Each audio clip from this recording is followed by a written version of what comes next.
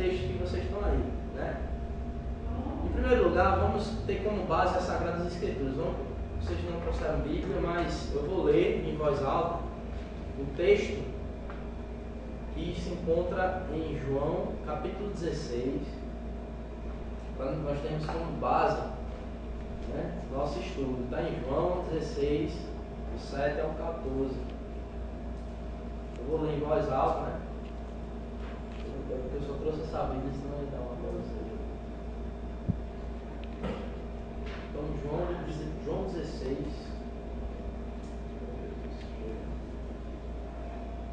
Amém. Eu providenciei. João 16, do 7 ao 14. Ele vai falar. Diz assim a Bíblia Sagrada: Todavia digo-vos a verdade, que vos convém que eu vá, porque se eu não for, o Consolador não virá a vós, mas se eu for, enviar-vos-ei. E quando ele vier, convencerá o mundo do pecado, e da justiça, e do juízo. Do pecado, porque não creem em mim. Da justiça, porque vou para meu Pai, e não me vereis mais. E do juízo, porque já o príncipe deste mundo está julgado. Ainda tenho muito que vos dizer, mas vós não podeis suportar agora. Mas quando vier aquele Espírito da verdade, ele vos guiará em toda a verdade, porque não falará de si mesmo, mas dirá tudo o que tiver ouvidos, e vos anunciará o que há de vir. Ele me glorificará, porque há de receber do que é meu, e vos há de anunciar. E tudo quanto o Pai tem é meu. Por isso vos disse que há de receber do que é meu, e vos há de anunciar. Um pouco, e não me vereis. Outra vez um pouco, e ver-me-eis, porquanto vou para meu Pai. Amém? Glória a Deus. Essa passagem foi Jesus que estava dizendo, né? Jesus disse aqui que ele teria que ir, porque se ele não fosse, o Consolador não viria, né? Então você percebe nesse texto que eu acabei de ler, você percebe que Jesus, ele fala do Espírito Santo como o Consolador.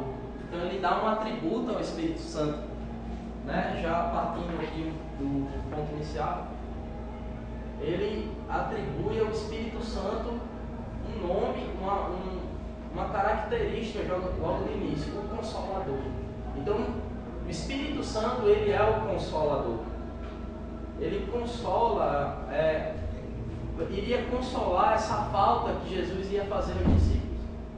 Não se preocupem, eu vou para o Pai, mas virá outro Consolador. Certo?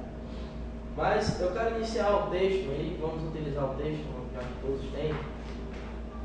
A Bíblia diz em texto áureo: mas quando vier aquele Espírito da verdade, ele vos guiará em toda a verdade, porque não falará de si mesmo, mas dirá tudo o que tiver ouvido e vos anunciará o que há de vir.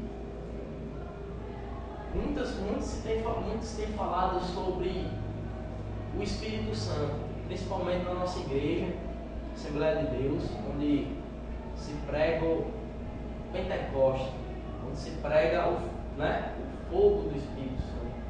Não é verdade? Muito se fala do Espírito Santo na igreja, mas muitas vezes fala do Espírito Santo como se fosse um objeto, como se fosse algo que fosse para uso próprio. Fala de dons espirituais como se fosse algo que nós usássemos a qualquer hora, a qualquer momento, não é verdade? Muitas vezes esquecemos quão sublime é esse Espírito que habita dentro de nós. Precisamos conhecê-lo. É por isso que existe esse trabalho, esses estudos, para nós aprendermos um pouco sobre o Espírito Santo. Então vamos ver a introdução aí, vamos ler juntos, acompanhem aí a introdução. O Espírito Santo é a terceira pessoa da Trindade: Pai, Filho e Espírito Santo. Eu queria só abrir um parênteses aqui Deus, ele não é 3 em 1, certo? Ele não é 3 em 1. Ele não é unidade, onde 3 se fazem 1. Deus, ele é com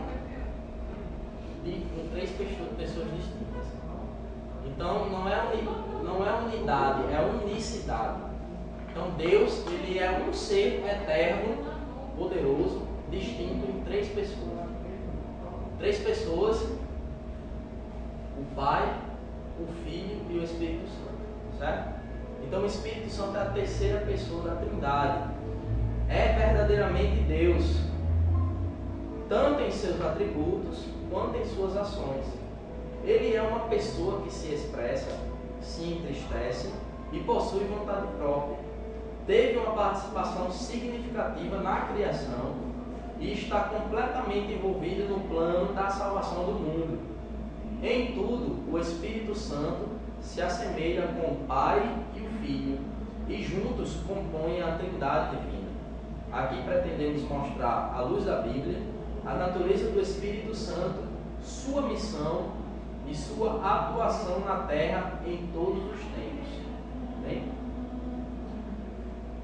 Olha, no mundo atual em que nós vivemos, o Espírito Santo, ele é o poder de Deus, ele é a presença de Deus aqui na terra, né? Existia uma profecia em Joel, capítulo 2, que nos últimos dias, disse Deus, derramaria o seu Espírito sobre toda a carne, não é verdade? E essa promessa se cumpre exatamente em Atos capítulo 2, no dia de Pentecostes, quando Deus derrama o seu Espírito Santo sobre toda a carne, não é verdade? E assim começa-se uma formativa do Espírito Santo na Igreja de Deus, né? Nós vamos ver aqui como o Espírito Santo ele se manifestava no Antigo Testamento. Nós vamos ver a atuação do Espírito Santo no Novo Testamento, na vida de Jesus. Nós vamos ver a atuação do Espírito Santo na igreja e no homem, certo? Mas antes de a gente iniciar essa obra do Espírito Santo, essa obra que o Espírito Santo faz aqui na terra, nós vamos aprender um pouco sobre a natureza do Espírito Santo, como está escrito aí. Nós vamos ver que o Espírito Santo é uma pessoa. O que diferencia, Fagner? O que mostra que você é uma pessoa? O que mostra? Diga aí algum atributo, alguma característica que faz com que você seja uma pessoa. Podemos ver, podemos sentir, na verdade. Diga outra aí, Tiago. Podemos pensar. Diga outra aí, Tiago. Um atributo que faz com que você se caracterize como uma pessoa. Ajudar, falar, pensar. Falar, é verdade? Diga aí, Brandão. Temos ciúmes. Temos sentimentos, né? Nós vamos ver que o Espírito Santo é uma pessoa. Eu queria ver aqui algumas características dele. Ele é inteligente. Sabia disso? Sabia que o Espírito Santo é inteligente? Vamos abrir a Bíblia aí em 1 Coríntios, capítulo 2, versos 10 e 11. 1 Coríntios 2, 10 e 11. Dorinha, se você puder encontrar aí, se você puder ler. 1 Coríntios o quê? Capítulo 2, versículos 10 e 11. Espera aí, deixa eu acompanhar também. 1 Coríntios 2, 10 e 11. Vamos ver que o Espírito Santo é inteligente. Amém. E aí? Mas Deus não nos revelou pelo seu Espírito, porque o Espírito penetra todas as coisas, ainda as profundezas de Deus. Porque qual dos homens sabe as coisas do homem, senão o Espírito do homem que nele está? Assim também ninguém sabe as coisas de Deus, senão o Espírito de Deus.